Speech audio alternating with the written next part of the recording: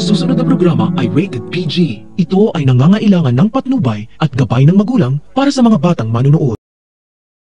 Gagawin ang lahat ni Aurea para protektahan ang magkapatid na Ina at Nono habang buhay siya kahit nakalabanin pa niya ang sarili niyang mga apo si Yuan at Joanna. Alam ni Aurea ang magiging kahinatnan sa pagpapatira niya kay Ina at Nono sa mansyon niya dahil kilalang kilala niya ang tunay na ugali ng dalawa niyang apo. Alam na ni Aurea na pinaplano ng kambal kung paano nila palalayasin si Ina at Nono sa mansyon.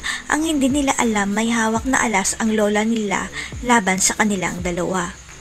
Ang hindi alam ng lahat bago alokin ni Aurea na patirahin si Ina at Nono sa mansyon niya, sikretong ipina-DNA test na pala niya si Ina dahil nakaramdam siya ng lukso ng dugo.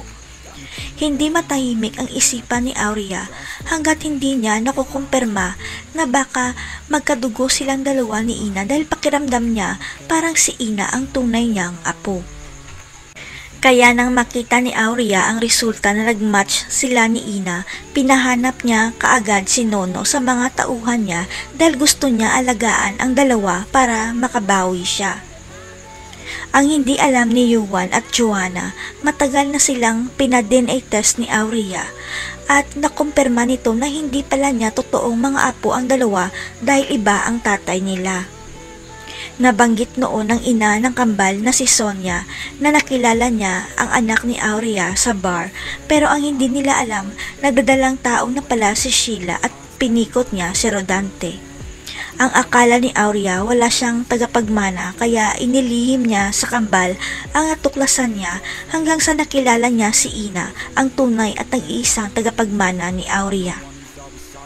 Kaya sakaling pahirapan ng kambal si Ina, hindi na papipigil pa si Aurea dahil ilalantad niya sa kambal na si Ina lang may karapatan sa mansyon dahil hindi sila tunay na De La Costa. Ang anak kaya ni Aurea na si Rodante ang tunay na ama ni Ina.